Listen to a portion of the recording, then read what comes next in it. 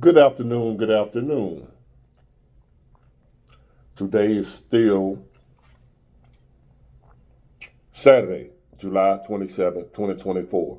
Back with another episode. I got a clip that I want y'all to watch that will pretty much explain why I'm thinking the way I'm thinking, that I might not vote at all. That I might not vote at all, y'all.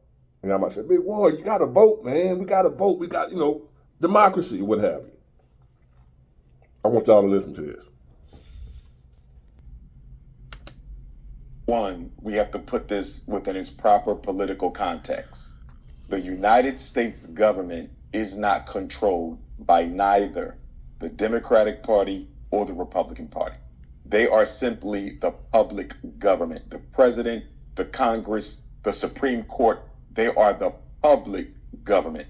But there is a private government, and that private government includes, but is not limited to, the National Security Agency, the Trilateral Commission, the Council on Foreign Relations, the Federal Reserve, and the Bilderberger Group. And the Bilderberger Group we need to pay particular attention to, because the Bilderberger Group, in my opinion, at this moment in history, I believe is the most influential of all of the secret societies. It was the Bilderberger Group that made Barack Obama and Hillary Clinton come to a truce back during the Obama years when he was running for president and the Democrats were struggling over whether to nominate Obama or nominate Hillary Clinton. They both had to go and sit in the Bilderberger meeting and receive their marching orders. So I found it rather interesting that President Obama has surfaced as being one of the leading Democrats who influenced President Biden to step down. There's a strong possibility that it was the Bilderberger Group who gave Barack Obama the instructions to tell his good friend Joe Biden to stand down, because they may very well have wanted the Democrats to remain in power in the White House. But I think it's crystal clear the more we get closer to Election Day on November the 5th, it's becoming more clearer that the American public, from what I see, is more behind Donald Trump than they are behind President Biden. And I believe that the Bilderbergers may have told President Obama to instruct Donald Trump to stand down. But it gets more interesting because President Obama does not support Kamala Harris's endorsement. He said that the Democratic Party need to take a look at all of their potential contenders who could replace Joe Biden as the presidential nominee, which is kind of interesting from a personal standpoint, because both he and Kamala Harris are two mixed race Africans who never really identified with black people, and both were puppets for the white power structure. So you would think he would have a lot more in common with Kamala Harris. It could be a case of narcissism, but no matter how you look at it, I wouldn't be surprised to find out that the shadow government instructed Barack Obama to make President Biden stand down. So basically, where we're going with this is something that I've thought for many years, and a lot of y'all have probably felt the same way. Just can't prove it. But rational, common sense thinking people, a lot of us have thought the same way. That the president and all those people in government are controlled by somebody other than us. He's going to get into why we vote and why they want to give us the illusion that we are choosing the president. He's going to explain why they want us to think we're choosing our president and our leaders. But when in all actuality, the money, the power structure behind the scenes determine who run what. Let's get back to it. To make sense for the listening public, America is not a democracy. The people do not choose the president. Presidents are publicly confirmed by the Electoral College. It is the Electoral College that votes for the president, not the people. Now, based on your popular vote, whoever wins the popular vote in a state generally will carry all of the electoral college votes for that state. But the electors of that state are not required to vote for the person that won the popular vote. So, for example, you beat me in Pennsylvania for the popular vote for president of the United States. You clearly won the popular vote. The electors for the state of Pennsylvania, 99.9% of the time, will vote for you to be president because you carried the popular vote. But they are not required to do so by constitutional law. And the reason they are not required to do so by constitutional law is the United States government is not a democracy. It is a republic. It is not the rule of the majority. It is the rule of law. That's why the word democracy is not in the Constitution.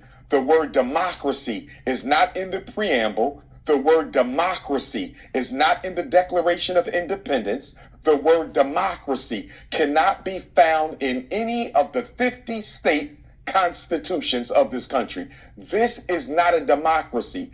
It is not the rule of the majority. It is a republic, the rule of the law. And who controls the republic? The aristocracy, the elite financial powers of this country. That's who really chooses the president. Now, if that is the case, why so much attention is put on the popular vote? Because since this is not a democracy, it is important to keep the illusion of inclusion alive and well. When people don't think they have a say in government, they overthrow it. When people don't think they have a say in government, they spark revolution. When people don't think they have a say in government, rebellions happen. So it is important for the power structure, the media, the corporate oligarchy to manipulate the American collective consciousness into voting for the person they pre-selected. It is important that the people come to the same conclusion through manipulation and indoctrination as the power structure. When the power structure chooses one president and the people choose someone else, then the illusion of a democracy begins to yield its dirty head, and that can spell trouble for maintaining the status quo in the social order. For example, it all makes sense to me. It makes sense to a lot of y'all. I constantly see in the comment section, when we're talking politics or whatever, I see a lot of people comment, Big Ward, both part of the trash, Big Ward, which I know that. Your vote don't count, man. Them people, there's other folks picking the president, the elite, the people with money, the people behind the scenes. They determine who the president gonna be. Those groups he named at the beginning of this video. There's people with more money than God, as Forrest Gump said. That's who run everything, y'all. But they got to keep us thinking that we voting and that we picking the president, because it's more of us than them. If for some reason we wake up and realize we're not picking our presidents and our leaders, somebody is picking them for us, who they want to be in charge, to carry out what they want to be carried out. Like now, the majority of Americans don't want to be in Ukraine over there doing that, but they're doing it anyway. They're not doing the will of the people, which is us, which the majority of people don't want to be over there in Ukraine. The majority of people didn't want to be in Iraq. The majority of people didn't want to be in Afghanistan, but they was doing it anyway. So therefore, it wasn't about what the people wanted. It was about what was best for the power structure that we don't see, that we don't know who it is. But the people that we see every day, the president or whatever, they just put out front for us to look at and to complain about and fuss at that damn Democrat, that damn Republican, blah, blah, when really they're both being controlled behind the scenes. It's becoming more clearer now. But let's continue. For example, in our lives, we've seen twice where a presidential candidate who won the popular vote lost the White House. Al Gore won the popular vote. George Bush won the White House. Hillary Clinton won the popular vote. Donald Trump won the White House.